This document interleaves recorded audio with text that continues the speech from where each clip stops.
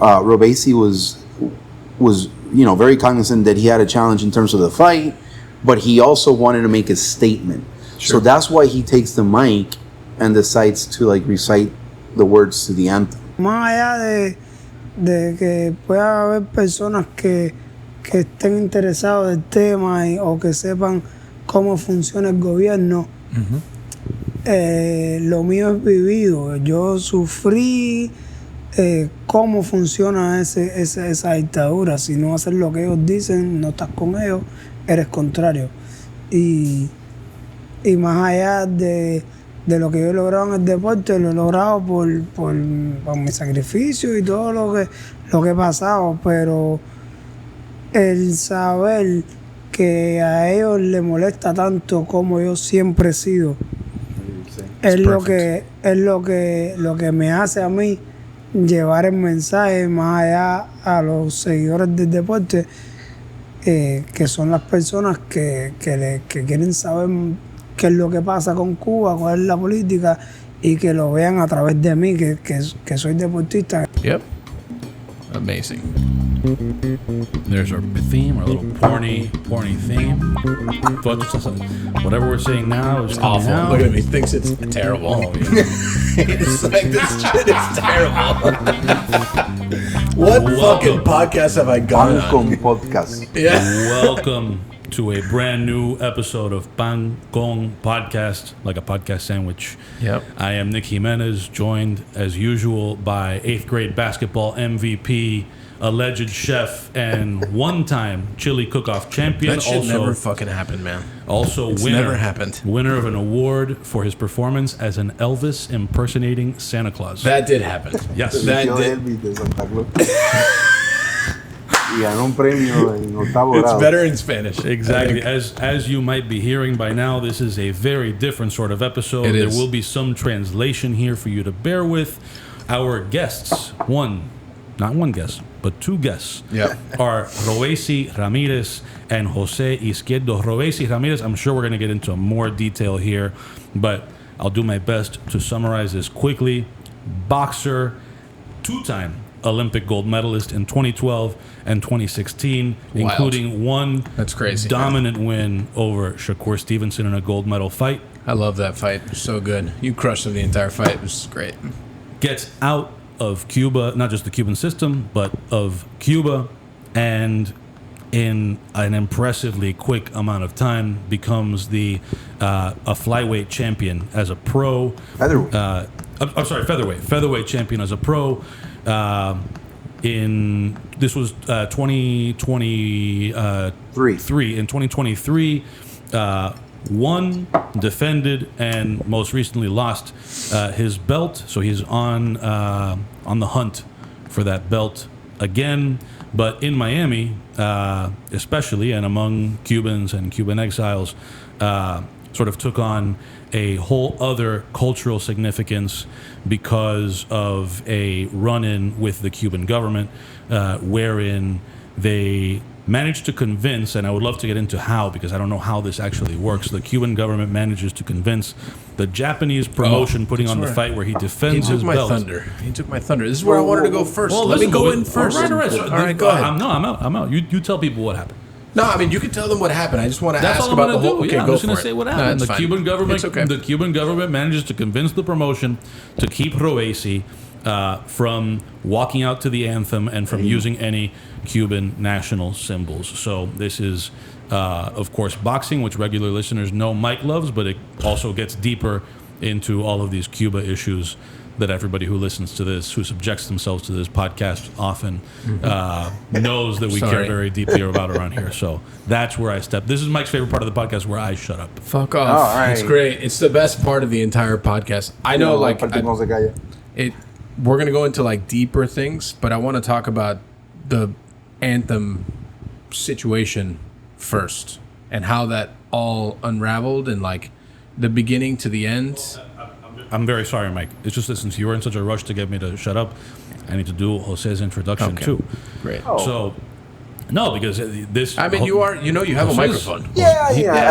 I'm a little bit more than a translator in Robeisy's career. 100. Well, not just in Robeisy's career. Your own career is impressive.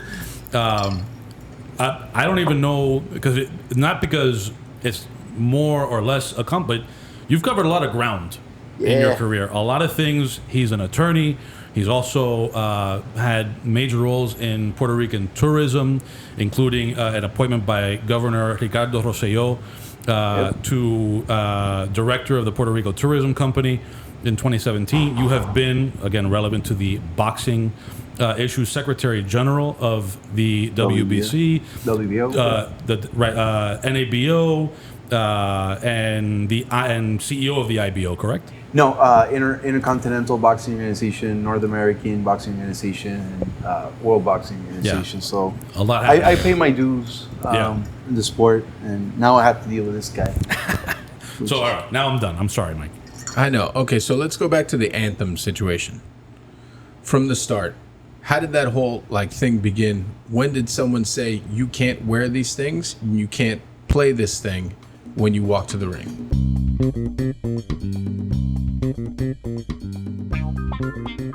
This episode of Pancom Podcast is brought to you by our sponsor, Blackened M81 Cigars by Drew Estate. M81 Cigars by Drew Estate is a passion project brought to you by three immensely talented and vastly experienced cigar enthusiasts. Jonathan Drew, of course, founder and president of Drew Estate, James Hetfield, Metallica co-founder, singer, and guitarist, and Rob Dietrich, the master distiller and blender of blackened American whiskey. M81 Cigars has a wrapper of Mexican San Andreas, a binder of Connecticut broadleaf, and fillers are a blend of Nicaraguan and Pennsylvania broadleaf. M81 comes in 4 different sizes: Robusto, Corona Doble, Corona, and Toro. I've previously smoked a Corona. I enjoyed it. This is a Toro. I think for me personally, I enjoy the Corona the most, but I think for any avid cigar smoker, you're going to go through all 4 of these and you're going to enjoy them all differently. For more information on M81 cigars, just visit drewestate.com and they'll get you everything you need. This episode of Pancom Podcast is brought to you by Perla Specialty Roasters. Perla produces an award-winning coffee portfolio. They are a 4-time Good Food Award finalist and 2-time winner. Perla uses coffee directly sourced from around the world using relationships on the farm level. They view their coffee portfolio as a way for coffee partners, like Ariat Hospitality Group, to further enhance their guest experience. I really love what their brand represents from a local standpoint. They're very immersed in the community, and they've been very supportive of all of our places, even before we used to serve Perla. So when we decided to partner with them and make them our coffee provider across the board, they've been great to work with.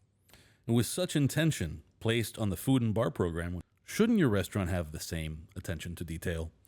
Their espresso fino blend was specifically designed to pair great with milk, making it amazing for latte or cortadito. Perla's biggest competition is the large, soulless, multinational roasting operations. You like that, soulless? It's so good. It's like the final boss.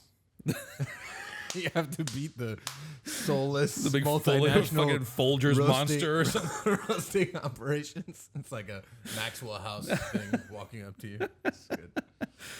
They can also solve equipment needs with sales, leasing, and service operations available at their disposal. With lightning fast order fulfillment, orders roast and ship the same day. Sometimes Chug's Diner gets its order the same day the coffee was roasted. I can 100% say that that's actually happened more than once. From a customer service standpoint, they're pretty incredible to work with for sure. With initial and ongoing staff training to make sure that their coffee is tasting on point. Yeah, I think there's 2 points there that are incredibly true, just because I've lived them. It's like when it comes to equipment issues, how willing they are to help us in the maintenance standpoint of equipment, because coffee equipment, unless you have years and years of knowledge, you have no idea how to even start. And then the ongoing staff training, it's something that they talk about with us several times, whether they want to come in and do training us on how to make the coffee or just education on the coffee. They've been really great. To get all of your coffee situation on point, drinkperla.com. That's drinkperla.com, drinkperla.com, to get your coffee situation on point and move away from those soulless operations. Maxwell House, big boss.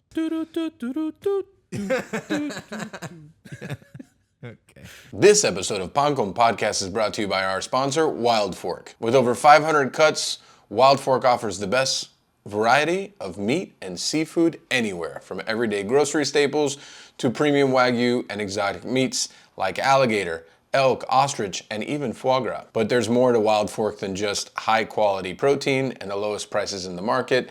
Their meat and seafood is carefully sourced and hand-picked to ensure the finest quality and flavor. They offer a wide range of options, from organic and grass-fed to sustainably sourced catches, all fit for your special feast. For me personally, Wild Fork offers an opportunity to get random things like beef bones, marrow bones. We make beef broth at home with Wild Fork's bones. It's pretty delicious. They even offer quiche, and it's very juicy. Like this one here, it's very juicy. It's very nice. And their empanadas, our good friend Louis said that these are some of the best store-bought empanadas he's ever had. Wild Fork offers a lot of opportunities. They even have frozen breads that are good for events and so on and so forth. So I'm a big proponent of shopping there. They also have oxtail. I'm a huge fan. I definitely think that they have a great product. If you've never shopped at Wild Fork before, I got some news for you. New users can go to wildforkfoods.com and use promo code PANCON20 to grab yourself a discount. Now the code is case sensitive, so needs to be in all caps. But do yourself a favor, use the code, get a discount. Code can be applied only once per customer. So if you're a house of 4, just change it up every time. Do yourself a favor. And again, the promo code is PANCON20, right? PANCON, numbers 2 and 0. PANCON20, not pumpkin 20, not panko 20, PANCON20.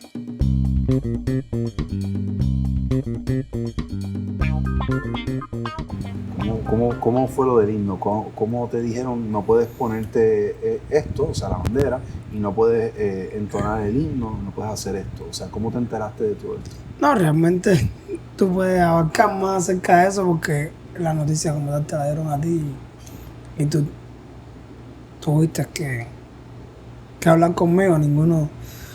Primero, no creo que, la promoción y la televisión tuvieran esa, no valentía, pero como que la osadía de ir a un camerino a decirle a un boxeador lo que puede y no puede hacer, porque se vería bien feo de parte de ellos. O sea, tuvieron que darte la... Right. Just hold on. So just so I know how we're going to do this whole thing, you want him to translate words? Because I obviously understand what he's saying, but do you want him to say them again? Yeah, right. So we want Jose to translate for the benefit of the listener. Okay, got it. I just wanted to understand. Right, yeah. And I don't want to be mechanical about it, but he's basically saying that the information was delivered to me as his attorney, representative, agent, whatever you want to call me. Yes. Got it. He says it would be weird if the TV or the promoter would go directly to the boxer when he's being, when there as a guest, in Japan, as the host nation of the event. So they come to me and they tell me, and I'm like, what's going on? I mean, right. World title fight in Japan, co-main event to Naoya Inoue, and you can't play his anthem. He can't wear the Cuban flag. It's insane. And this happened right before the weigh-in. Mm-hmm. Justo antes del pesaje. Yeah, before. So literally like 30 minutes before he needs to be on the scale, making weight, I need to deliver this news to him. After they had all agreed to play the national anthem. And that's when they tell me no presence, whether it be on the uniform, in any way, shape, or form. Yeah, but we were sneaky because the gloves already had the Cuban flag. Oh, I love that. So we were able to get that in, and nothing was done about it. Right. But that was just the beginning.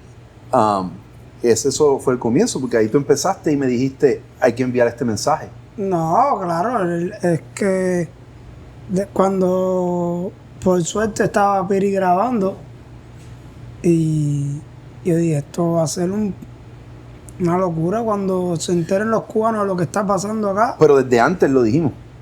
Desde antes se envió un comunicado diciendo que mañana... Sí, no, cuando supimos la noticia, estoy hablando de cuando ya tú me lo cuentas, yo como que esto va a ser una locura cuando los cubanos se enteren de lo que está pasando en Japón, tan lejos de esa isla. En parte me molestó mucho, pero hubo hubo parte de alegría en mí, porque me dieron a entender de que realmente, aunque ellos quieran aparentar que no les importa nada, te das cuenta que están pendientes al éxito que tienen los cubanos fuera de su dictadura. Right. Yeah, I mean, it just shows. Sorry. No. It just shows like how important you are to them, that they were so mad, right? That they, I mean, to go to an event that was in Japan and put it out there to the world, like, you cannot do these things. That's how fucking pissed they were, and that's how great that is. Sí, como que los tentáculos, volvemos. O sea, esa gente los molestaste de tal manera que tuvo que haber sido gratificante. Todo lo que hemos publicado, todo lo que yo he denunciado en redes sociales, ahí fue donde me di cuenta de que estaba haciendo efecto en ellos. Yeah, it's at that point where he realizes that everything he was publishing on social media, everything he was, posting, was having an effect on them. And they were troubled by it. Right. But it's funny because in a lucky turn of events, we had, and he was mentioning earlier, we had a team member who was recording the moment when I delivered the news to Robeisy. And you could also see his trainer, Ismael Salas, who's also Cuban, get incredibly upset and start denouncing the Cuban regime there. So that's when, ahí fue que se puso todo interesante porque hubo negociación. We talked about it. There was like some element of negotiation. I went to the promoter. The Japanese, by their essence, are very respectful people. Yeah. So they were disturbed by the whole incident. It was uncomfortable. The Japanese fans had a reaction, which I thought was very interesting. That is interesting. They brought in flags themselves as a show of support to Robeisy. That's amazing. Que los fanáticos trajeron y te enviaban fotos y te etiquetaban en la foto. No, y hubo alguien que no sé cómo se coló en el camerino con una bandera, un japonés llegó y con su teléfono puso el himno de Cuba, como que si no lo cantan ahí arriba, cántalo aquí con nosotros. One of the Japanese was able to like sneak in and get to the dressing room. He brought a flag and on his cell phone played the national anthem of Cuba. And he's like, you can't sing it up there, we can sing it here. And everybody sang the anthem. Pues, lo mismo pasó en el ring. Que subiste, te apagaron el micrófono. Me apagaron el micrófono. They turned off the mic. That was the crazy part. After the fight, they come to him for an interview. Y ya tú estabas preparado para cantarlo. Sí, claro. So he was ready to sing the anthem. And they turned off the mic, but we also had a guy there recording it, and it went viral. And that's the clip everybody saw here in Miami. I mean, boxing is already a hard sport.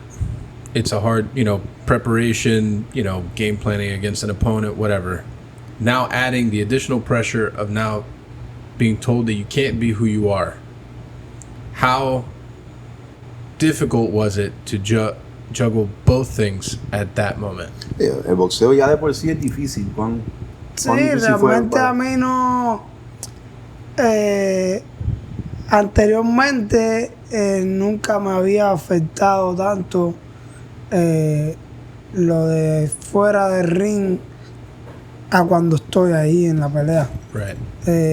Y digo anteriormente por lo que pasó en la última pelea, hubieron muchas cosas.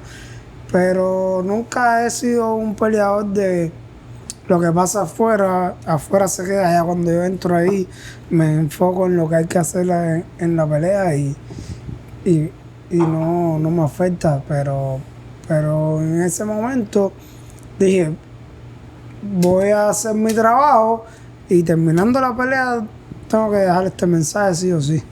Yeah, it's like normally I'm able to separate what goes on in the outside world, what's going on in the ring, and with the notable exception of this last fight where everything combined to make it more difficult. But in the case of the Cuba anthem thing, Robeisy very cognizant that he had a challenge in terms of the fight, but he also wanted to make a statement. So that's why he takes the mic and decides to like recite the words to the anthem, and those were recorded. He knew he needed to make a statement in reaction to what the Cuban regime had done, and for me it was weird because you're an attorney, you're a manager, whatever you want. You have a management team. You need to worry about what you're kind of projecting to the outside world in terms of your image. But when this happened, it was so organic.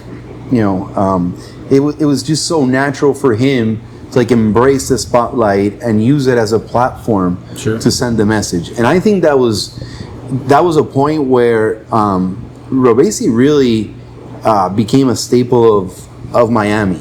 Yeah. Because people knew who he was, but then they saw that he had a message that transcended boxing. I mean, the truth is, like, the world of boxing, it's not like a common human's understanding of a sport, right? There's like the amount of boxing fans compared to like American football or I mean even baseball or whatever it is, it's a very different percentage, right? So like the fact that you have 2 gold medals is already a fucking huge deal, but also like being anti-establishment when you talk about like a government like that telling you that you can't be who you are, that's a much bigger deal, I think, for people to understand who you are today.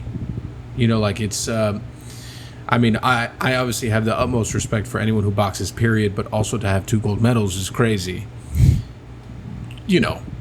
For the common fan to do this kind of thing and for it to, like, it's just more eyeballs on you as a fighter and as a person that, like, not a lot of people would understand, and it's something that's actually, like, meaningful, as in, like, the world of boxing, and we talked about it before, is entertainment. There's a lot more bullshit entertainment than there is like functional boxers, right? So, I don't know, being a functional boxer, also having a purpose, also being able to like, having a good track record and background, all those things together just put you more on like the forefront for a lot of things. Sí, el boxeo es un deporte de nicho que no todo el mundo está pendiente al boxeo como quizás están pendientes de otros deportes. Ganar 2 medallas olímpicas de oro es una locura. Pero más allá de eso, es lo interesante de que tengas un mensaje o que represente algo para el ciudadano común, te distingue y añade a lo que ya tú has hecho como deportista. No, claro, creo que llevar el mensaje de lo que yo he vivido, porque más allá de que pueda haber personas que estén interesados del tema o que sepan cómo funciona el gobierno, lo mío es vivido. Yo sufrí cómo funciona esa dictadura. Si no haces lo que ellos dicen, no estás con ellos, eres contrario. Y más allá de lo que yo he logrado en el deporte, lo he logrado por mi sacrificio y todo lo que he pasado, pero el saber que a ellos les molesta tanto como yo siempre he sido es lo que me hace a mí llevar el mensaje más allá a los seguidores del deporte, que son las personas que quieren saber qué es lo que pasa con Cuba, cuál es la política, y que lo vean a través de mí, que soy deportista, que no tengo que ver con política, pero sepan cómo funcionan esos dirigentes. And I think that's really interesting. He's saying that, there's a lot of interested parties here. People are paying attention to what's going on, but he suffered that. Yeah. He suffered the repercussions, the day-to-day life of being subjected to that regime and the authoritarian government in Cuba. He lived it. The 2 gold medals are the product of his sacrifice, of his effort. So now being a sportsman allows him to send that message. He's not involved in politics, but it's just experience he's sharing. Yeah. So at the end of the day, come think about it. He's not a politician, but he lived through that, and he feels like there's a responsibility to convey that message to the outside world of, hey, this is what's going on there. I mean, one request from me. Could you turn our bottles so that they're facing that's forward? Right. Got it. Better. Yeah, just so people see. Yeah, no, see who the water sponsors. Should I hide my beer? No, that's fine. That's fine. Okay, it's like La Tropical is delicious beer. So that's good. It's been, yeah, I feel. I think the reality is that the Cuban government only shows people what they want them to see. Sí, que el gobierno cubano le enseña a la gente simplemente lo que el gobierno cubano quiere que la gente vea. Siempre ha funcionado así. Always worked like that. And you lived it. And not only did you live it, you progressed through it, and then you made it past it, right? Which not a lot of people can say. So, like, having a real life understanding of what it takes to get through that, I mean, it's fucking rough. And then also to be out of it and then be told that you can't represent what you believe in, which is your country, is the most fucked up thing I think that I've ever quite seen. Que obviamente él lo dice como lo viviste, todo eso, pero lo increíble, lo verdaderamente impactante es que tú sales de eso, lo superas y aún así y siguen odiando. Porque es que ellos son you make así. Them look bad. Los haces ver mal a ellos. And that's good. That's great. You make them look bad, and that's what they fucking hate, and that's what more people need to do, because not enough people actually talk about what actually happens there, unless you've actually lived it, and then you've made it through it, and then you can actually say like a true story. No, y que cada vez que yo cuento mi historia y mi vivencia con ellos, no es por buscar seguidores ni likes, porque realmente no es algo que a mí me preocupe. Por desgracia, dentro de los cubanos todavía hay demasiada ignorancia que hablan y comentan en las redes como que que Cuba te lo dio todo. Sí. Por favor, una educación gratis, las escuelas cayéndose sin agua, los baños, por favor. I mean, Cuba didn't give you 2 gold medals. Yeah. He's saying, come on, like free education with the schools falling down on top of the students, like the bathrooms, no water, medical system is like, but it all stems from that collective, sadly so, ignorance. Yeah. Where there's control of information. Correct. And it goes to what you were saying earlier. And he's like, I experienced it. Sin embargo, hay otros que te dicen como, no, tú hablas del gobierno, pero si tú eres deportista, sí, pero lo que pasa es que esa dictadura de los gobernantes se lo pasan a los entrenadores, que son carneros que siguen lo que los gobernantes te dicen, y eso que lo quieren imponer a ti. Y ahí es donde viene el problema con los deportistas como yo, no sé los demás, pero... ya. So, lo que tú quieres decir es que la política sí permea el tema del deporte en el sentido de que los directivos... ellos todos lo llevan a la política.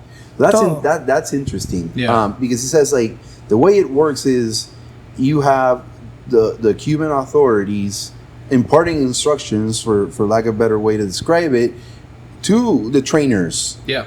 And viewing the sport with politics at every level. Yeah. And that has a direct impact on athletes. For sure. So that's... I mean, it's because, like, the athlete and, like, the quote-unquote, like, control of information is what makes them continue to look okay in the world view. The fact that you have guys winning gold medals, the fact that you have the Cuban national team playing baseball, that they're not going to defect, right? Even though the catcher defected. Or, like... You know, like things like that is what continues to make them fly under the radar kind of thing. I mean, you know, they fly under the radar for the rest of the country because nobody really gives a fuck other than the people in South Florida, right? Because everyone's like, because Jay-Z goes to like, he still goes to Cuba for fucking vacation, which is mind-boggling. But like, shit like that is why they fly under the radar, because they don't go to school there like he did and so many other people, and they don't get like 3 pounds of rice for the fucking month, but they can go and they can eat the lobster or whatever. This is like, this is a different conversation, but still, it's like it's a rolling issue, right, of why the world doesn't really give them a ton of shit, because Cuba only shows what they want people to see. Entendiste que Cuba le muestra al mundo lo que ellos quieren que vea. Entonces, en el sentido de que ellos pueden hacer todas estas atrocidades, todas estas barbaridades antidemocráticas, y lo balancean proyectando en el mundo. Pero ganamos medallas de oro. Claro. Pero tenemos el equipo de pelota, aunque desertó uno nada más. Tenían por desgracia ya Cuba no está entre los primeros 5 del mundo en béisbol. That's true. Cuando eran... There's no longer the power that it used to be, the world power that it used to be. It's definitely not with that baseball. anymore. Y así pasa con todos los deportes. Lo que pasa con el boxeo es que siguen saliendo talentos. Yeah, it's boxing. sangre. It's somehow it's ingrained in the DNA and the blood work of all Cubans. They keep producing boxers. That's So let's go back. Why boxing? porque boxeo. Fue embullo, cosa de muchachos, de mi amistad, el círculo de amigos que tenía. Lo que nos gustaba era salir de la escuela en el deporte que fuera. Era nosotros, nada, salen temprano, vámonos ahí mismo. Yeah, it's like just like messing around, fooling around with my friends. Like that's like sort of the way to get outside out of school. Right. So that's like boxing his friends, and it just happened. Y vas a ir Sí, muy porque- temprano. How old were you? La escuela, No, how old were you? ¿Qué edad tenías cuando 8. boxeo? 8 years old. Wow. cuando That's crazy. empecé el boxeo, pero ya había entrenado pelota, Right. karate, de atletismo, de todo. When did it become like real? That boxing was like a focus. ¿Cuándo te diste cuenta que el boxeo ya era una realidad para ti? Realmente ya fue cuando estaba como en secundaria, porque ese mismo año que empecé me voy ya albergado, salgo de mi casa y como que todavía era como una aventura, vamos a pasarla bien, pero ya después que ya había sido campeón nacional, qué sé yo, como que... No. Yeah, so you started collecting titles, in Right. in high school, ¿verdad? Como ya cuando estaba en séptimo, like ya... in 7th grade, he started winning accolades, and then he becomes national champion. And he's like, maybe this is not, just messing Sexto around. grado gané mi primer nacional y ya He como... won his first national title in 6th grade. Did you think? I mean, that's obviously very young, but did you think like at maybe a little bit older than that boxing was a way out of Cuba? ¿En algún momento pensaste que el boxeo era tu salida de Cuba? Más o menos para para esa época no. Not at the time. Not at the time when he was young. He didn't think, boxing was the Primero way era out una of Cuba. aventura, después dije como que este deporte que al parecer me va bien. Lo vivía feliz en la secundaria. Ya a los 14 años, 2008, que voy para La Habana, ya así dije como que, wow, esto va en serio. So, ¿en qué año te vas a La Habana? 2008. Yeah, right around 2008 when he has to relocate to Havana. That's when he's like, oh man, this is serious. Like, Right. The Cuban Team Junior. Yeah, like junior national team. Then he's like, I need to get serious because boxing is taking over my life, and ya tú vivías ahí, Sí, ¿no? porque Te ya sacan de ahí. porque ya cuando tú vas para La Habana, cuando tú vas por un equipo nacional juvenil, ya piensas en viajar, salir del país, ya tienes competencias internacionales. At that point, when you join the Cuban national or the junior national team, and you leave whatever your province is, and then go to Havana, then there's the opportunity to travel. Right. And that's the way to get out, even That's if when you just for a start to couple think weeks. about, like, You're I can like, get out of here. yeah, or no, I mean, no necesariamente de irte para siempre, sino No, pero de yeah, like a temporary respite, like I'll leave for a couple weeks and alguna then competencia, alguna base de entrenamiento, pero fuera del país, que en Cuba los niños no. yeah, like travel is there's not a not a possibility thing. for children that age, and then Was obviously boxing your only sport? ¿Ese fue tu único deporte, el de No. boxeo? No, el boxeo fue el último. He was even singing earlier. I think he lost his vocal cords along the line, but That's good. It's like he's done everything. That's what's weird. When I'm with Robeisy, I'm like, seriously, dude. Like, we're talking history, we're talking like food, we're talking like science, literature. Like, it's not normal. Like, Dolby camps where he's like, has this like with Carlos is our part of our team. They're like building like puzzles or like reading books during camp, and I'm like, that's not how like boxers should work. So he's good. wired differently. Sounds like focused, which is good. Yeah, it's just like le estoy diciendo todas las cosas distintas que tú haces. O sea, aquí todas las vivencias, a ti se te habla y no sientes que estás hablando con un viejito. Like, you talk to him, you feel like you're talking to like an old man. Like, I mean, por experiencia yo tengo como 60 años. Yeah, by experience, like 60 years old. We joke around. I say that he's like messed around with his birth certificate and that he's way older than he says he is. Demasiadas cosas en corto plazo. Yeah, everything's been compressed and condensed in his life. Too much going on in a very short time. Es lo que te digo, yo llego a La Habana con 14 años y ya con 18 estoy siendo campeón olímpico. Yeah, it's like he gets to Havana at the age of 14, and at the age of 18 he's already a gold medalist, Olympic gold medalist. So how much did training change at that point? Like, ahí ya empezó a cambiar mucho el entrenamiento. Es que todavía cuando yo llego a La Habana yo estaba disfrutando de lo que era y mis cosas, los entrenadores a veces me agarraban en los cuartos de las muchachitas de la fémina que no podía. Y entonces nos quitaban You're the boss here. Lo que hacían era como amenazarnos, como que bueno, como no vas a este viaje. Y a eso para nosotros era como que wow, me perdí el viaje por estar. So for him at that point, training and everything, but it was still about having fun. Yeah. So like trainers would, bust him, like hanging out at girls' rooms, all of that sort of stuff. That's great. But I love that. Demasiado, ¿sabes? Los guajiros del campo en La Habana, en la capital. Yeah. Una fiesta, perdido la fiesta, el otro día no vas a entrenar y los entrenadores como que tú no viniste aquí a jugar. That's a good word. Guajiro, how do we translate Guajiro? It's like a country, somebody from the countryside or something? Exactly, yeah. I mean, I don't know how historically accurate this is, but I don't know if you know the story of where the word comes from. Okay, from the Spanish-American War, Cuba's war for independence, that the Americans would tell these people in the countryside who fought with them that they were war heroes. Oh, yeah, I heard that story. Guajiro. Oh, que eran héroes de guerra en inglés, war heroes. And the way they said it, los cubanos lo decían guajiro. En vez de war hero, y se quedaron guajiro. Really? Puerto Ricans are jibaros, which is kind of like the equivalent. Was that? That's how guajiro as well? It's like a guajiro. It's a jibaro, somebody who works in the country, has a machete in hand. Yeah, like here you would think straw hat. Here you might think like a redneck. It would be. Yeah, well, when I meet a lot of Cubans that are not from Pinar del Rio, I'm like, man, you and my grandfather are completely different.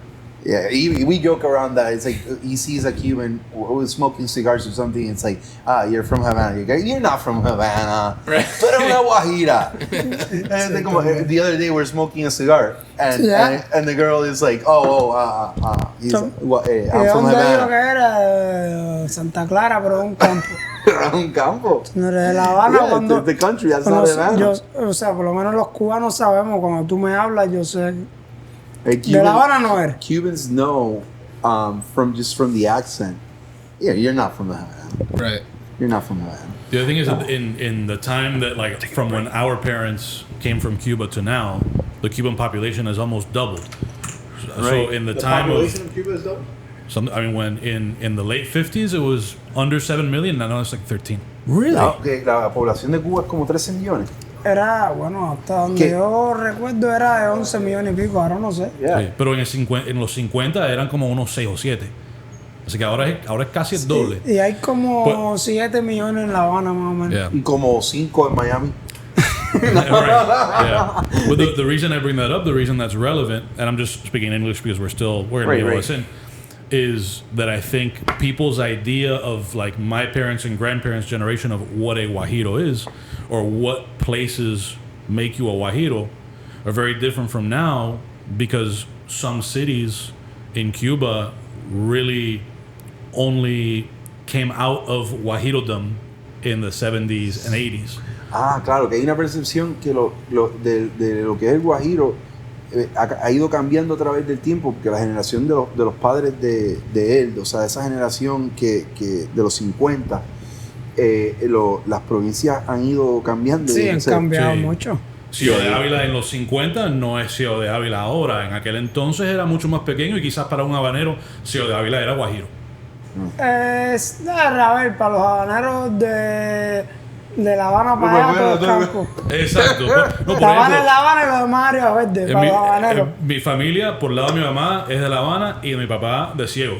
Ok. Para la familia de mi mamá, Ciudad de Ávila es campo. Sí, y, claro, para mis abuelos del lado de mi papá, Ciudad de Ávila, comparado con el resto de lo que en aquel entonces era Camagüey, Ciudad de Ávila era Metrópolis. No, pero ya. Mira, no es por regionalismo, pero ya de Cienfuegos para allá. Ahora va con Cienfuegos. La pena Cienfuegos es la ciudad más limpia y linda que tiene Cuba. Eso no lo Cienfuegos is the most beautiful and clean. El que quiera discutirlo city in tiene Cuba. que ir a Cienfuegos. That's another thing. We would joke around like, I was born in Ponce, which is la perla del sur of Puerto Rico. Mm-hmm. I've never been to Puerto Rico. Oh, you need to come, man. I know. Jose tells me all the time. Yeah, I mean, you're gonna like it there. You're gonna feel comfortable. But he says that the true pearl of the South is Cienfuegos, not Ponce. You know why he needs to go to the bathroom? He's drinking all the Pellegrino. He's Yeah. drinking all the decoration Pellegrino. But I know wherever we were, while people were in and out of the bathroom, we kind of started talking about the national team and how different, being an elite athlete in Cuba is from regular Cuban life and all that kind of how that system works. How often do people ask you about the Shakur fight? Siempre. Yeah, I didn't even wait for the response, like always. Yeah. They will forever be linked. Yeah.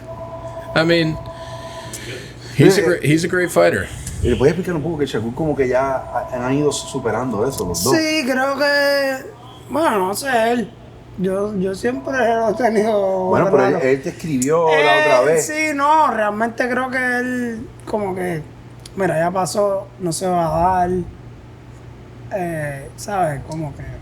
También éramos muchachos. Creo que ha crecido un poco. How old were you when that fight happened? 30. No, how old are you then? Cuando pasó eso, 22. Oh, yeah. So Shakur was 18 or 18. 19.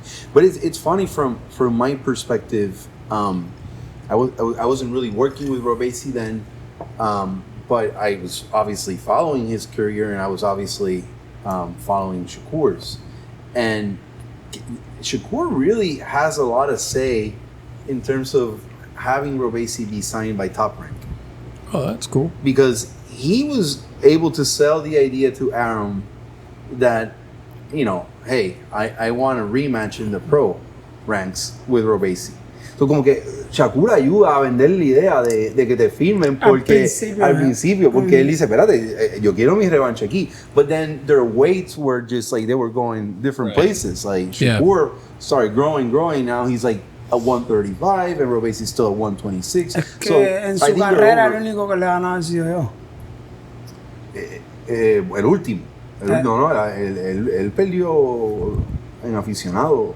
Sí, ¿dónde? Rubén Villa le ganó 2 veces. No. Sí, pero la más notable, obviamente, el escenario. No, claro, yeah, everybody expected Shakur to be at that level, and then, he won that fight, so they will forever be associated with that. No, y que siempre desde Floyd versus Aragón, está esa Cuba, Estados Unidos en el boxeo olímpico. There's always that rivalry, and ¿cuál fue la última vez que Estados Unidos? 96. Andre Ward. No, bueno, sí, fue, pero esa pelea de Aragón con Floyd fue en Atlanta 96. The last fight that was at that stage or that important was Floyd against Aragón. Bueno, no es la última, no fue la última, pero es la más escuchada por lo que representa a Floyd. Después Aragón cogió plata en Atenas 2004, como que los dos sonaron porque han habido más. El hermano Peró con Richard Torres. Hubieron Andy con Chug. Y de hecho, Floyd te quería firmar. Floyd quería traerme. Floyd Mayweather was the one that actually initially wanted to bring Robeisy to the States. Floyd rentó un apartamento aquí en la playa en Miami Beach a Mónica 1 año. No sabía esto. I love Un año. En Miami Beach. Sí, claro. Y Floyd pagó el apartamento. $36,000 cash. So good that he didn't know that. No, man, this is Let's get a translation here. Yeah, we need a translation because that's good. This is insane. Like, I'm like asking him, like, Floyd wanted to sign, and his response is like, yeah, well, Floyd rented an apartment for my wife, for $36,000 here in Miami Beach. I mean, that's like nothing for Floyd. Yeah, but I'll pay for it. I'm like, I didn't know Tú this. sí lo sabes. Claro, yo lo hablaba No, con usted. I feel like I find out new things about him all the time. Yeah. Like, Well, that's yo no good. sabía del apartamento, en serio. Sí, a ver. Bueno, pues ya lo sé. Claro. Ya lo sé. ¿Y Mónica estaba en ese apartamento? Mónica y el Foca vivieron ahí 1 año. El Foca is his brother. Mónica's brother. His wife's brother. They lived there for a year. 1 año ahí entero sin pagar nada. Floyd That's was nice. helping out with the accommodations here in Miami. Floyd fue a Thanks, Floyd. recogerlo a Alía, donde ellos están viviendo en casa de la prima, y se lo llevó en un van de esos de él. Y ahí le He dijo, picked them van a up in vivir one of those aquí. Floyd vans and picked them up in Hialeah and put them in Miami so Beach. good. Van a vivir aquí, ¿les gusta este apartamento? Sí, ahí los pagó. Ven acá, y si tú ves a Floyd ahora, tú como, gracias por el apartamento, pero me fui con... No, y después que yo llegué aquí, intenté comunicarme con él y nunca apareció. Hablé con una tal Lisa Hernández, una panameña que tenía contactos con él y nunca apareció. Estuve 6 meses sin firmar con nadie, y si Torran me ofrece la firma, yo tengo que firmar. Yo no soy deportista. Yeah. So Floyd kind of like, you know... Ghosted Después que Ghosted firmo, aparece diciéndome que me iba a dar el doble de lo que me dio Torran, que dijera que ya tenía And ese then- firmado, yeah. ese contrato He appeared, he's firmado like, meses antes para que I'll do double whatever. This is where Costco's offering. the entertainment portion of boxing comes into play. Y mi respuesta fue la siguiente: yo estoy joven, yo voy a terminar mi contrato con Torran. Cuando yo lo termine, si usted está interesado todavía, trabajamos. Si no, bueno, brother. Yeah, he said, like, I'm still young. I'll finish my contract with Top Rank, and you know, if you're still around, then maybe How we can long talk is the business. contract? Yeah, we're not going to get into the details of that. Got The, boxing contracts are complicated Interesting. and interesting. You're a businessman, but Tienen muchas there's cláusulas. clauses, there's Yeah. triggers, there's Well, it's also extensions. just there's before I ask my next question. How does Canelo sign a 3-fight deal, and then after the first fight he backs out of the deal with PBC? there's no money. No le I mean, quisieron pagar well, lo just que decían en el Well, not contrato. only just that. I mean, they were going to put him up against a guy that Benavidez just fucking crushed. Who, against Charlo, the older no, Charlo. oh yeah, the older Charlo. That's The older right. Charlo. They were Yeah, going to put him there against. wasn't really an appetite for that fight either. Nobody wanted to watch Yeah. that fight. But that's I mean, that- people that's- want to see Canelo versus Benavidez, That's but that's just crazy, me. and I think that's something Robeisy and I, you know, like we complement each other well because I don't sign fights without asking him. Mm-hmm. So I always ask the opinion of, you know, what do you think about this fight? But I've tried to like tell him and let him into the business in the sense like it's not just like the promoter, it's the sanctioning body. Yeah. It's so complicated, man. It's the you know, there's the management, there's Todo en el TV, mundo del boxeo es television complicado. money is It's complicated. important. So Doesn't BBC make any has sense. this Claro. crazy roster of fighters, but right now they don't have the Showtime money. So Right. does Amazon Prime foot the bill the way Showtime was footing it, or Right.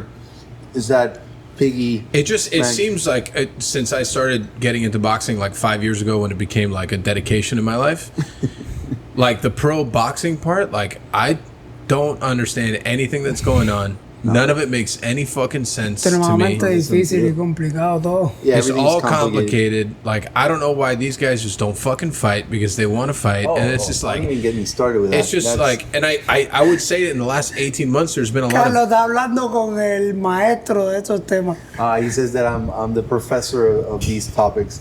No, man, it's frustrating. I will give them this. The last 2 years, we've seen some solid fights. Sí, es verdad. Los últimos 2 años hemos visto buen boxeo. Se han dado buenas peleas. Claro. Just like, because before that... People love kicking boxing around and saying like, it's not what it used to be. But no, I think it's better now.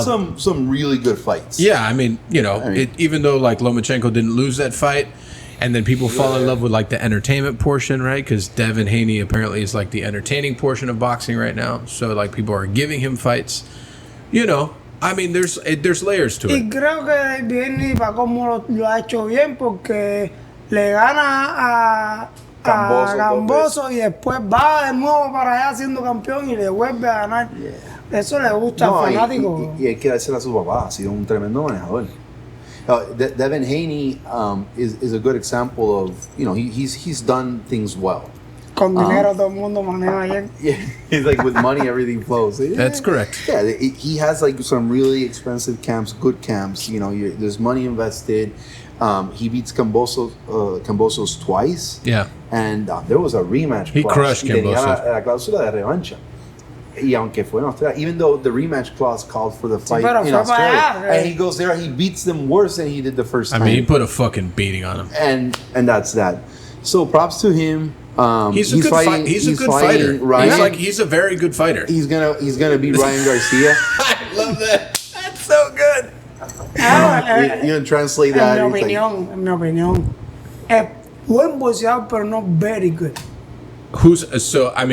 You think Lomachenko's a very good boxer? No. I mean, one of the best, Hall of Famer of all time. I would agree. I just he's a new style of boxer, Haney.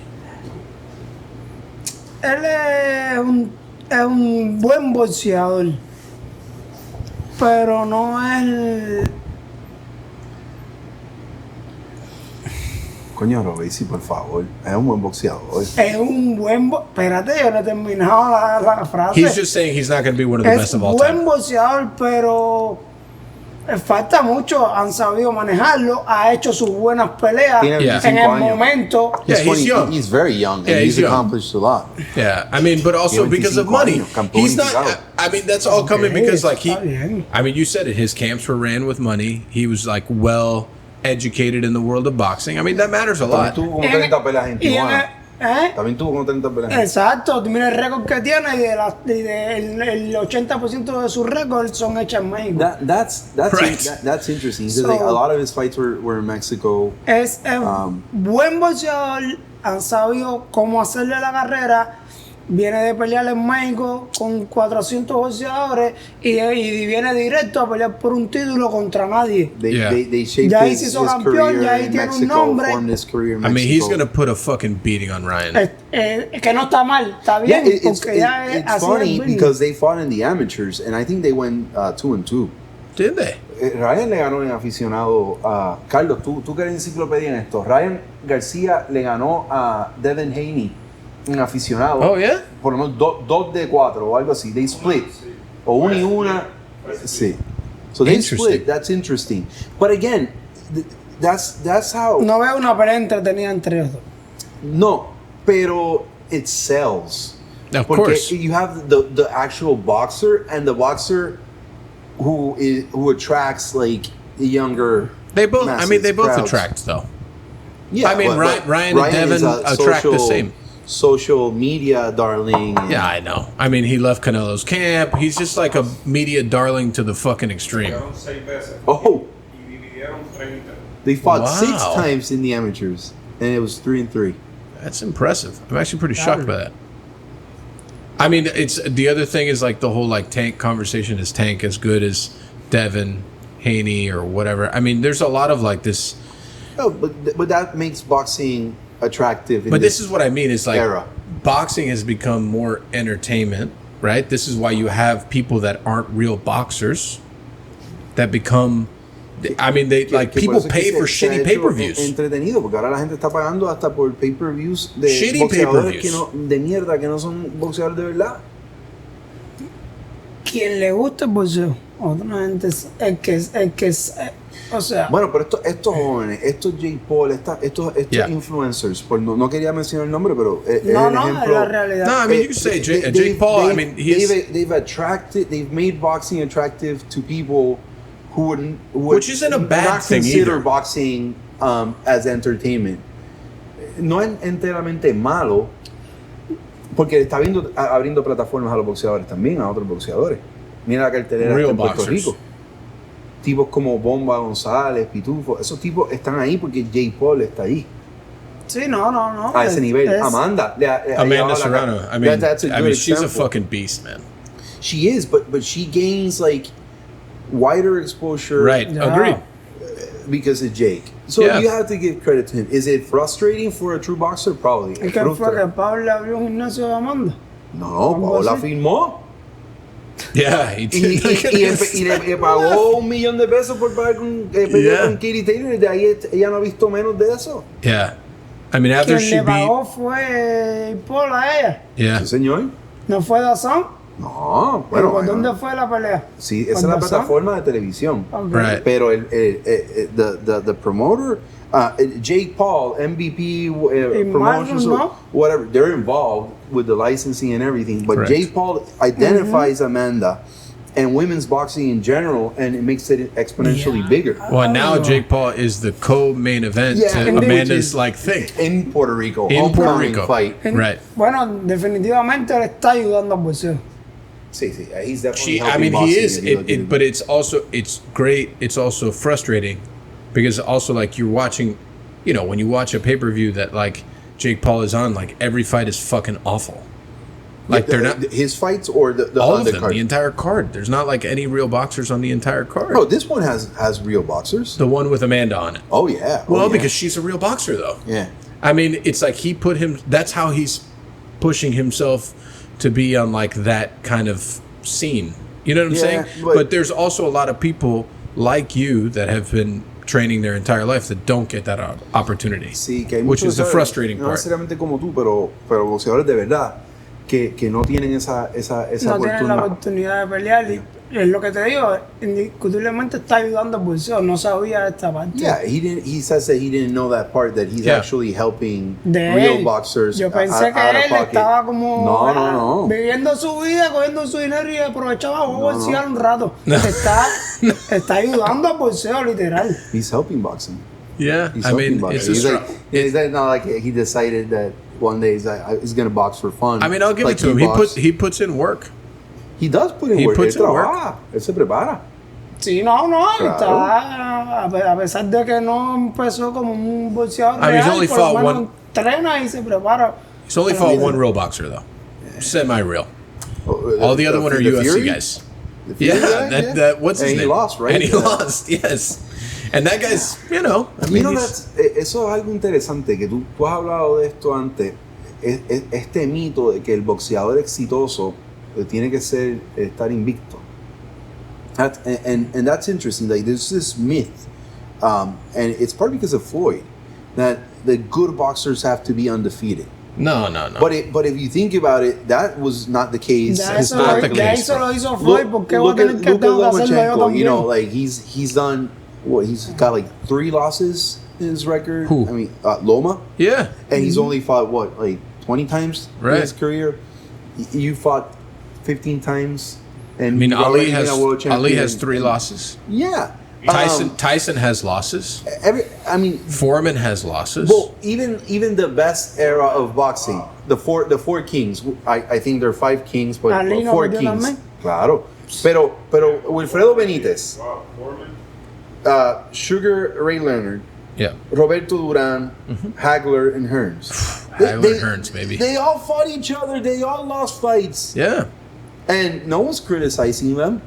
Yeah, but it's a different world now. Like And now, no, Floyd has made it like you want that 0, Sí, you want to que be Floyd- 50-0. Ya It doesn't eso, make any sense. pero es que es algo que buscamos mucho, eso es diferente. Pues si ya eso lo hizo Floyd, ¿por qué tengo que hacerlo yo He's también? like, Floyd already did that. He managed to keep that record pristine. I don't have to do it that way. Like I'll just put on a good fight and the best fight possible. Canelo's got 2 losses. Canelo's got 2 losses. I mean, Bivol, he obviously went up like 2 weight classes for that. Yeah. I mean, Floyd beat him also. I mean, Canelo's got 2 ¿Qué losses. tú piensas de Canelo? Qué buen boxeador. Se ha dejado un poco caer a lo mejor por cómo se le ha dado el negocio, pero buen boxeador, ¿eh? Que tiene mucho por mejor, que se veía mejor antes que ahora, Yes. pero buen boxeador. He feels like Canelo is a good fighter, a good boxer. Maybe he slowed down a little bit with the way like business has shaped up for him, and there's a lot of money. But he's a kingmaker. He calls the shots. So I mean, now. I mean, I think Canelo needs to fight Benavidez. Stop fucking around. piensa que tiene que pelear con Benavidez. Canelo. No va a pelear. That's not gonna happen. Never. Why? Because Benavidez beats him. Porque creo que él sabe que es demasiado riesgo para él, a pesar de que no es tan viejo, pero ya tiene mucho camino recorrido. Yeah.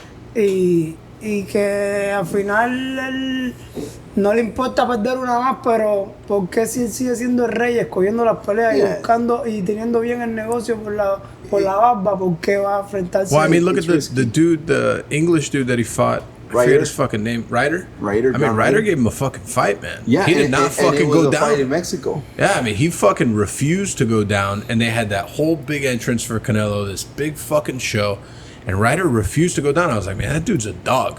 Like, he just would not go down. I was like, this is... Yeah, that's one thing, Mike. I remember when we were started working with Robeisy, they told us, like, he's so highly skilled. His IQ is off the charts, but he's kind of complacent and a little bit boring. They didn't use the word boring, but they said he just like settles and likes to like win rounds and call it a night. And then no.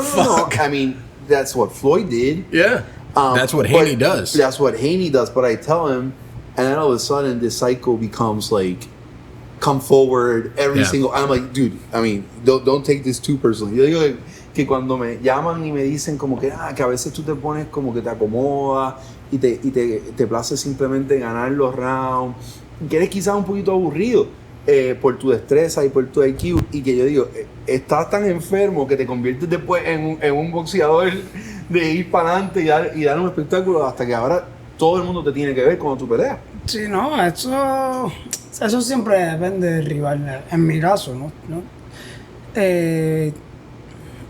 Dios en la vida me ha dado la destreza de poder boxear cualquier estilo. Yeah. That's tough. It's not easy. Yeah, it depends on God, life, everything have given me the ability to fight different styles, and I always say that Robeisy fights to the level of his opposition. Yeah, I mean, when you can honestly like consuming what people give you and being able to have a response to that is not easy, But it's like, if you had to say for you, like, what was your favorite style to work within boxing wise, what is that? Tu estilo preferido para trabajar en el boxeo. I mean, is it moving forward? Is it giving it is it just like defensive, like? Sí, soy más contrapeador, pero o sea, no tengo preferencia. No preference. He's more of a counter puncher, but no true preference. He uses a lot of the opponent's aggression against them. Yeah. So if there was two guys that people don't talk about boxing wise that you really respect their skill, who are they? Dos boxeadores que tú respetes mucho en términos boxísticos, que la gente o no le da suficiente crédito o no le prestan suficiente atención.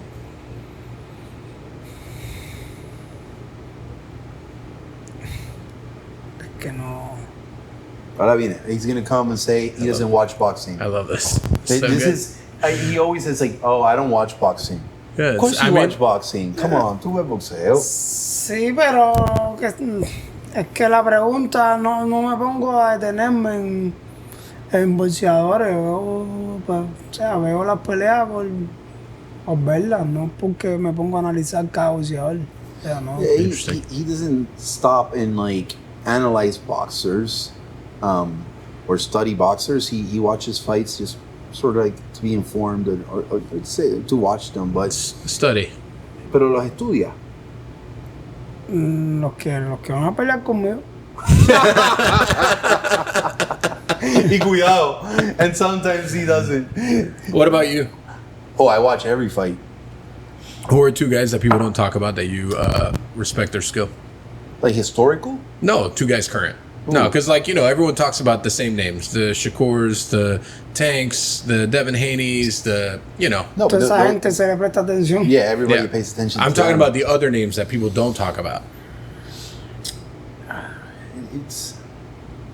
It's difficult because you have to develop a boxer to a certain point where he becomes like appetizing or like appealing to TV and to the promoter. So unless you're really paying attention to like the club show levels and these sort of fighters, you won't notice. So that's why an important promoter is key. Sure. You know, if there's not a marketing plan behind the fighter, those skilled fighters could you know, they'll be living in a gym the rest of their life. But look at an example. We were there one night. Kenneth Sims Jr. beats Elvis Rodriguez on the fight you fought in the Virgin Hotel. Sí, pero no, but it's an example of a fighter that was the top ranked fighter fighting a skilled opponent, and you know, all of a sudden plans go sour. Yeah, you know, the unknown Sims beats the one that's like highly touted and expected to be promoted. So that happens a lot in boxing.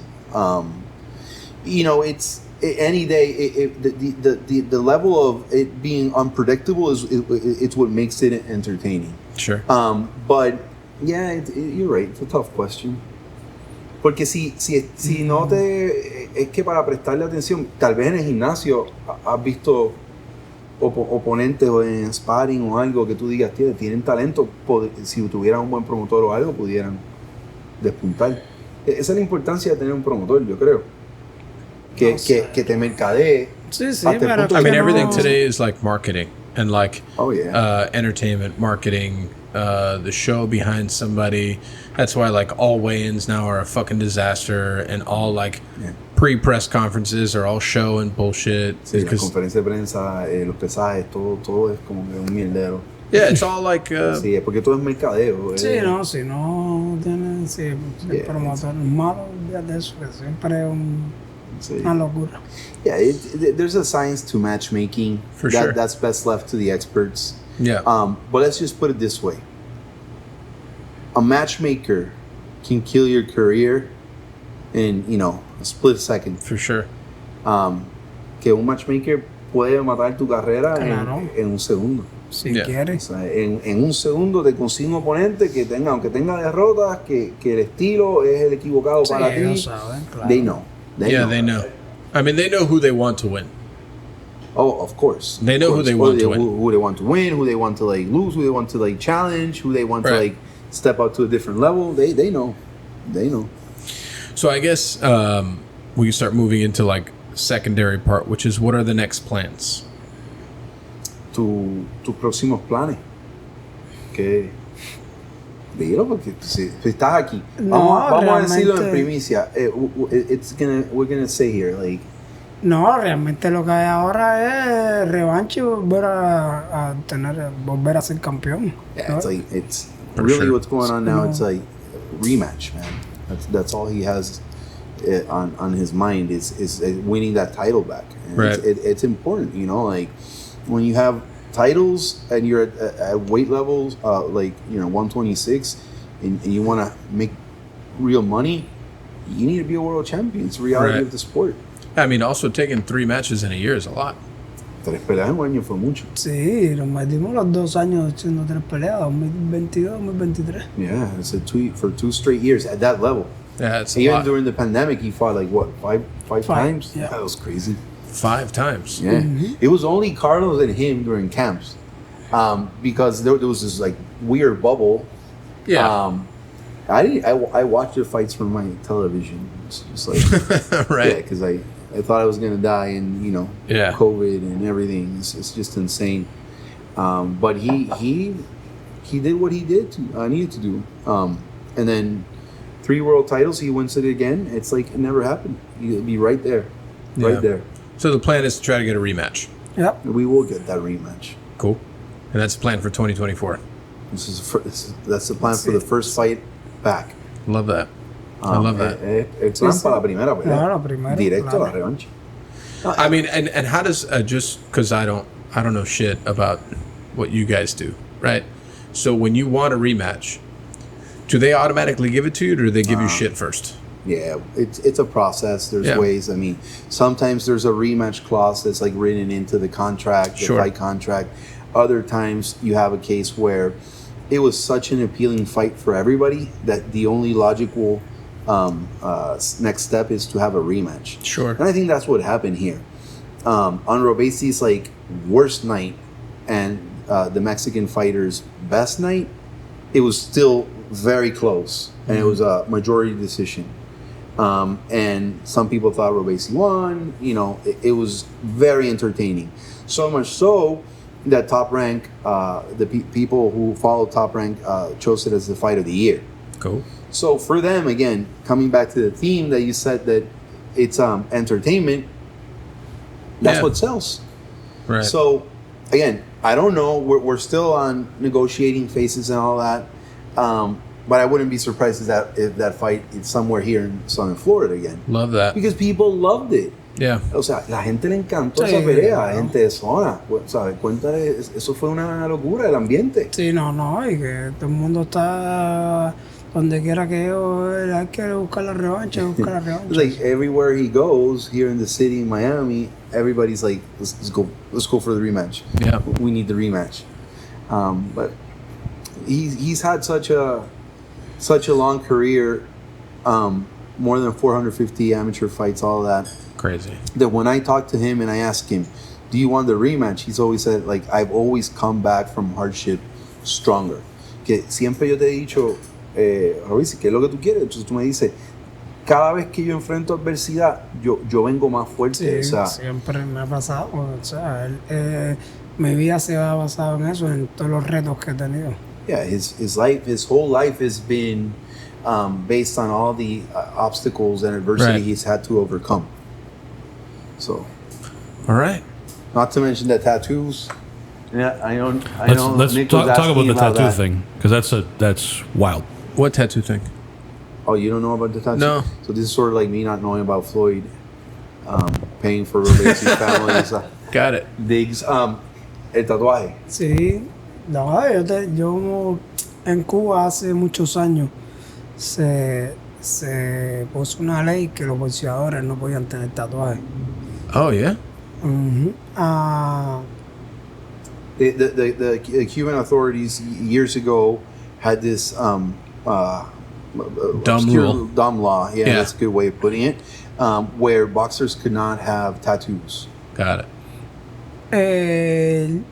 Yo de rebelde me hice, ya tenía 2 tatuajes y me hice después de Río 2016 me hice los aros olímpicos en el bíceps. He had some tiny tattoos somewhere around, and they kind of knew. But after Rio 2016, when he beat Shakur in the finals, he got the Olympic rings tattooed on his bicep. Right, much deserved. Yeah. Y ahí, que es muy merecido que te lo hayas tatuado. Al principio se hicieron de la vista gorda, pero cuando vieron que no podían conmigo, buscaron la manera de joderme. Y lo que hicieron fue ponerme un ultimátum: o te quitas el tatuado o no bolseas más. Wow. Yeah, at first they were like, didn't pay much attention, but they saw he was, being a little bit rebelling against them and all that, and they gave him an ultimatum, which was like, or you remove those tattoos or you don't fight again. So eso fue como que la gota que colmó la copa. Sí, yeah, that's what really messed. That was really the point of inflection when he's like, I need to do something about this. And I think whenever I ask people, like friends, for me it's different. Like we're born in Puerto Rico by birth. We're American citizens. We don't experience that sort of hardship. Our family does not have that. When I saw that story, I was like, that's crazy. Like, literalmente te llevaron a una clínica y te removieron el tatuaje. Wow. Con un bisturí. Sí, con operación, claro. Yeah, surgery. I mean, there wasn't laser removal or anything like that. They literally like get him in a car, take him to the clinic, to a doctor, and like rip the tattoo off. And he still had the scar. Todavía tiene la cicatriz. Sí, lo que no se ve porque... Yeah, he tattooed it over, but it's right there. Wow, that's fucking nuts. And something he says all the time is like que es como un recordatorio, ¿verdad? Ellos lo querían, te dejaron un pedacito. Va como porque son tan HP que lo hacen así. Creo que lo hicieron a propósito, o que no tanto a propósito, sino es que no podían picarlo todo porque después no iba a alcanzar la piel para cerrar la herida. Entonces quedó parte del tatuaje fuera y ya, y como que lo dejaron That's así fucking nuts. Es como un recordatorio, Sí, man. ya, It's like a reminder of we're here, we're the bosses. Y más Somos que los eso jefes. fue más como para eso, para demostrarle a los demás, no a mí, como que a los demás que no nos haga caso se jode. Yeah, it was more of an example, not for him, but for the rest For the of other people. Yeah, it's like you mess with us, this is what's going to happen to you. So It's completely fucked. I thought that's crazy. I mean, and now you're fighting for world championships around the world. Yeah, So much of a better place. Sí, no, realmente en el momento me afectó emocionalmente, pero o sea que no, una herida tiene cualquiera, una operación. Yeah. Yeah, at the moment it affected him personally, but you know, it's just a scar, another scar Yeah. that's there, you know. And motivación. No, realmente como que en el momento lo tomé, o sea, yo dije que no, bueno, lo bolseo y ya, y punto. He's like, I'm not gonna box anymore. But then, but decía que ¿qué hago entonces? ¿no? Exacto, un amigo me dijo como que mira, brother, lo mejor que vas a hacer es bajar la cabeza y cuando tengas la oportunidad arranca. So his decision was like, you know, when posed with the question like, or the options, are you either remove it or you're not boxing again. He's like, well, I'm not boxing again then. And then a friend's like, you know, cooler heads prevail sort of thing. It's like, just go along with it, and that's what he did. You know, he put his head down and had the tattoo removed, and that's that. It's part of the Ya story. cuando tengas la oportunidad, brother, arranca porque lo que están es buscando cómo salir de ti. And then he realized that at that point that with his friends' advice and counsel, he's like, they're just trying to get you out and drive you out of here, and get rid of you and get you off the program. And that's when Robeisy realized, like, I need to leave. I need to get out of Cuba. And that's a whole not just a podcast. That's Netflix story. Yeah. So the Netflix one. Sí, es una locura. Yeah, he was like running wild in Mexico and public enemy of the regime. It's crazy stuff. And look at where he is now. I mean, in a much better place. Yeah, buen lugar. All right. Well, Nick, I think it's time. It's time for the wind down. Yeah, I think it's time for wind downs. All right. So, for those who are not aware, the wind down, this is our usual thing. We'll start with parting recommendations. So this is where each of us recommends to listeners absolutely anything. It can, as long as it's not yours. It can be a book, a movie, a dish, a fight somebody should go back and watch, a place they should go, a song they should listen to, whatever. And then after we do our shameless plugs, which is where you tell everybody where to find you and your stuff and all that stuff. So if you guys want, you can take some time to think about it while the two of us make recommendations, and then you come with your own recommendations. Or if you want to go first, you could go first. No, go ahead, please. Recomendaciones honestas, puede ser libro, música, lo que tú quieras. Y después de las recomendaciones, sin vergüenza decir dónde te pueden encontrar y todo lo demás. No, pero que yo empiece. Sí. Okay. Primero recomendaciones, y entonces, Mike, do you have any recommendations? Yes. So, like I mentioned to you before, I watched a show called Shogun. Very well done. It's only 2 episodes deep. I'm shocked how well it's done. It's very good. Food-wise, nothing really. Shogun, comida, no hay nada. Yeah, 0 things to recommend other than all my own shit, but we'll leave that for after. Very good. My recommendation is a recent episode of a podcast called The Political Orphanage. And specifically, this is the February 21st episode, February 21, 2024. The episode is titled America is 11 Different Countries. So in this podcast, Andrew Heaton, the host, and Rudyard William Lynch, who is the host of a show called What If AI History, or What If Alt History, rather, sort of walk you through all of the original migrations to the U.S. and how those migrations inform the way that the cultures of these different American regions still behave. So as like an example, how it is that the attitudes and lifestyles of the Puritans in New England still sort of affect the personality, like the stereotypical Boston personality, as an example.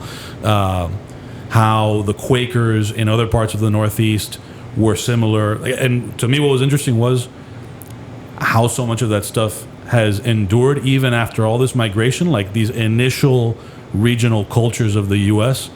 in ways that you are not really aware of are like still very much a thing in the way of life of people in the South, in New England, in the Midwest.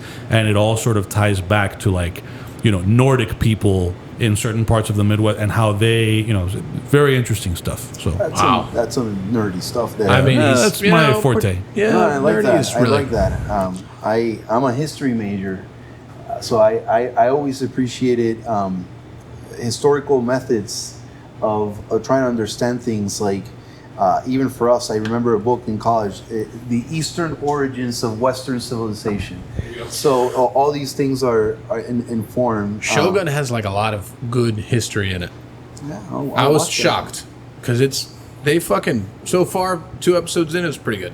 Looking forward to that. Yeah, television. I'm way too tired, and with 2 kids and 1 on the way, it's I fall asleep before the show really gets going. I recommended this last episode that we recorded, but since you mentioned having kids, and I don't expect you to go back and listen to past episodes, I'll recommend this. Are you a fan of like 90s and early 2000s hip hop? Yeah, of course. I had no idea how good this movie was.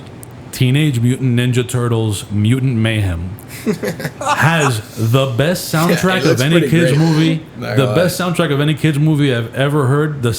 You're watching Ninja Turtles fights, and obviously that's cool for the kids. I mean, that's cool. But then the soundtrack is No Diggity, Funkmaster Flex, Old Dirty Bastard is somehow mixed in. That's like great. It's incredible. That's if you want to watch a movie with your kids, and you'll be like, okay, there at least the music, Yep. I'm in. Yeah. That's awesome. ¿Alguna recomendación tú de algo que hayas visto? Puede ser cualquier cosa, un libro, un plato que te comiste, cualquier cosa. Primero, tengo mala memoria. O sea, cuando Cuando te conviene. He's like bad como memory. algo y ay, si me gusta así, pero no, o sea, no. Libros leo poco. Y no recomendaría ver las series que veo. Oh yeah, he's like I'm not reading much lately, and the series that I watch I don't recommend, and we don't recommend. What are they? Everything, the whole catalog in Netflix. I know, but everything. Todo. Yeah, he's like seen everything, every single. Yeah, yeah. Carlos says like he watches the shows that nobody else watches. I bet I've watched them. Todo, porque cuando son cosas que literal a las personas no les interesan, yo lo veo como que algo interesante, algo nuevo que aprendí. Well, the other day he was watching. He watched Suits that became a such thing a good again. show. And I'm like, dude, the fact that you watch Suits does not make you a lawyer. That's correct. Stop arguing with me. Because I joke around. It's like you act like a lawyer. You're gonna have to get a degree after this. No, he starts like, and remember the guy in Suits didn't have a degree. Where do you learn that? And he's like, Suits. Yeah. I'm like, Robeisy, come on. Yeah, the guy in Suits didn't have a degree though. Sí, that was the whole point of the show. Abogado, como tú, abogado sin título. Más o menos. No, pero uno aprende. He learns. Y La el que otro tú del siempre hospital. hablas, mi Amsterdam. Oh, he watches New Amsterdam. Oh, I did too. You see what I'm saying? I mean, I watch a lot of shitty shows. I'm like, what are you doing, man? He's like, no, I'm learning about surgeries performed within. I'm like, tú aprendes muchas cosas que tú no sabes. Entonces, mis cosas que salen ahí, yo le preguntaba a Mónica que sí sabe y me decía como que sí, eso es verdad. and then whatever he would verify the accuracy of the medical procedure being performed by asking his wife who studied medicine. That's good. Like, I don't know. Mis cosas de los mismos órganos que lo sacan y se quedan vivos ahí en lo que te operan otra cosa. Cosas locas que tú dices, ¿cómo? I've actually never had a big enough sack to say that I've watched New Amsterdam, so that's good. There you go. Yeah, there we are. Robeisy's You got permission from to watch Robeisy. New Amsterdam. No, Black Leaks. Blacklist. This- Oh man, that's a good show. James Spader. I just started watching that again. Yeah. It's like fucking 11 seasons deep now. Ese es uno de los mejores actores que tiene. Yeah, I like that. Loco. Good stuff. Shameless plugs. We'll let you guys go first, so people hear your plugs first. No. Well, all your Instagram things, Yeah, all the things. I'm not too big on social media. I've learned social media with Robeisy, especially Instagram. I don't know how people walk around Instagram. That place is wild. But yeah, at JRI2 on Instagram. Look at that! You have an Instagram. Probably Twitter as well. That's It's now called X. Oh yeah, that's right. Twitter, Yes, formerly yes. known as X, formerly known as Twitter. There you go. Yeah. Elon Musk's platform. Yeah. I'm there too, and that's that. Robeisy, where can they find you on social media? Medios sociales. Hubiera dicho tú mismo. No, pero te están preguntando a En ti. Facebook, Robeisy Ramírez. Regular en casi todas, siempre me buscan así, siempre salgo. En Instagram, Tren Remírez. Y en Twitter, Robeisy Ramírez igual. Ya hablamos de dónde vino el apodo El Tren. No, Oh, we actually didn't. Yeah. es familiar. Un hermano de mi mamá, un tío mío, que desde joven siempre le decían el tren porque es de las personas de esta de campo que cuando se encabronan, cuando se molestan, no había quien pudiera con él, o sea, no, Amen. loco. Y cuando no podía, o sea, por ejemplo, fajarse, le caía piñazo a la pared para quitarse la molestia. Y le decían el tren, nos parecemos mucho físicamente. Entonces el tren y yo el trencito. Y de ahí empecé en el bolseo, mi mamá el trencito, hasta que yo dije, mira, basta ya del diminutivo. Tren. Y ahí es que viene la voz. That's crazy. He has this uncle who was called El Tren, who would always be getting himself into fights, would always be upset, and he had this like rage, and when he couldn't let it out on others, he would like literally punch the wall and kept going forward, kind of thing. So they called him El Tren, which translates to the train. And Robeisy has similar traits, not just physical but also personality, and I can attest to that. Sure. So they started calling him también. El Trencito, which is like the little train. And one day, and his mom would call him El Trencito, little train competitions and everything, little train. And one day he's like, enough of the little. They just call me train, Yeah. Tren, and that's how it's say, and it's stuck. You know, everybody knows him as El Tren. Chugs. It's my nickname for a long time. It's stuck, obviously. Nick? Shameless plugs. Mike, you have any shameless plugs? The song? Yeah. Voy a pedir disculpa en adelante. So we have a listener who makes, because Mike hates plugging his stuff. So we have a listener that occasionally will he makes a song so that we use the song in place of... Esto es una canción que una de la gente que escucha el podcast hace porque él odia hacer esto de mencionar dónde encontrar las cosas en las redes sociales y eso, así que... I think we should make him listen esta es la cancioncita. Oh, yeah, there you go. Yeah, go. because I don't want to listen to it. All the things. I still got to recommend all my Oh, no, espera. Here, this is the new and improved. all the things. Insert song here. All the things. Harriet, Taurus, Epiceno. All the things. Laurel, Scapegoat, Chug.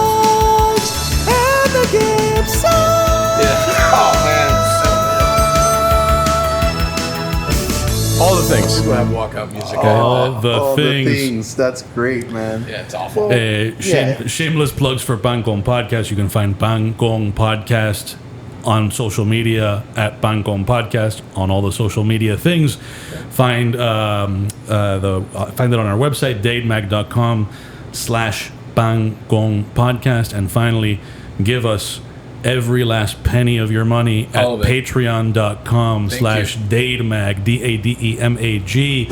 For as little as $1 a month. You get some extra content, and if you pay more, you might get like a Bangkong Podcast mug every once in a while. So Floyd. do that. What's apartments? Hit up Floyd. He's getting apartments for a full year. Floyd Mayweather. That's free apartments at dademag.com. If you want to pay for our studio space and maybe a place to lay our heads. Thanks, Floyd. Thanks, Floyd, in advance. Appreciate it.